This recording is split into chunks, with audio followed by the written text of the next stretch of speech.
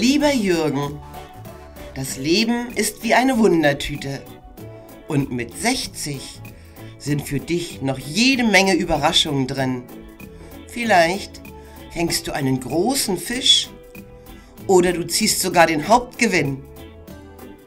Weil aber Gut und Geld nicht alles sind, wünschen wir dir von ganzem Herzen Gesundheit, Glück und persönliches Wohlergehen. Deine Stammtischfreunde. Wie du Geburtstag hast, Gralien mit Blumen, die all den Gäst. Ganz 60 Jahre bist du nur auf der Welt. Wir wünschen dir lange Lebenszeit. Wie du Geburtstag hast, schien die Sinn für die und all den Gäst. Blieb Mops wie der, wie Stern an denen sie